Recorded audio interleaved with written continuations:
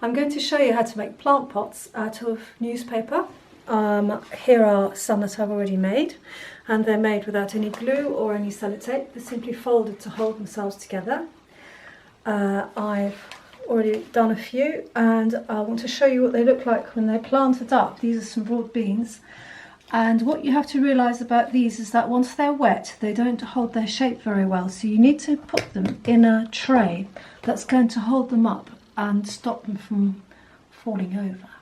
And one of the points of making these is A, they're fun to make, B, they save pots if you haven't got any pots for planting, and C, when you want to plant out your broad beans, you can just dig a hole in the ground, put the whole thing in, and not worry too much about, not worry about removing them from the pot, because they will just grow through the newspaper, that'll disintegrate, and you can just leave the whole thing. So we're going to start making a newspaper plant pot. All you need is some newspaper, you need a tray to put it in, and you need a jam jar. Well, I'm going to start, this is the Guardians, I'm going to open out a piece of paper flat, and I'm going to start by cutting it in two, because this is actually too big. So along its length, folding it along its length, give it a nice crease, and then open it out and tear.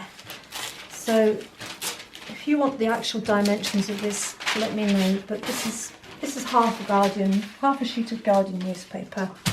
The next job is to take a leading edge here, assume that this is your top edge, fold it over and just create a crease like this.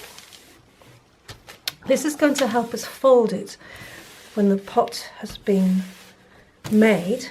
So once you've made your crease, open it out again, turn the whole thing on its side, take your jam jar and put the top of your jam jar against the edge with the crease, and at the bottom of your jam jar is going to be the one that gets folded over for the bottom.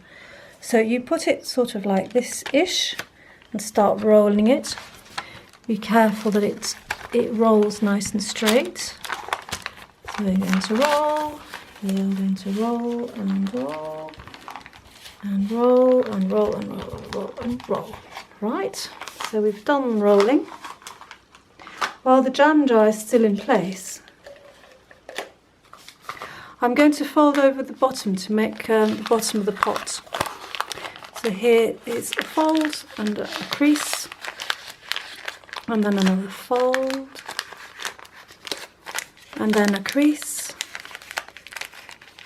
One of the things you need to be careful of, if you push the jar up a little bit, is to create a good crease at the edge. This is slightly difficult to do if your jam jar, like mine, has got a rounded bottom to a slightly rounded edge.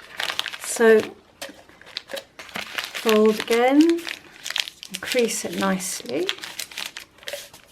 Keep creasing. And then you can pull your jam jar out. You can, if it's a little bit tight, hold on to the end, to your folded end, with your fingers like this, and just pull it out, ease it out. So you have a pot that's half folded, and now we're going to use that crease that we made earlier to finish the folding. So keep folding along the crease. There's the crease here, there's the edge. And that's going to be the top of your jar, of your pot. Like this, giving a nice sort of crease. The bottom is not hugely secure, but that doesn't matter too much, because you're going to put it on the tray, and you're going to fill it with earth. That's it.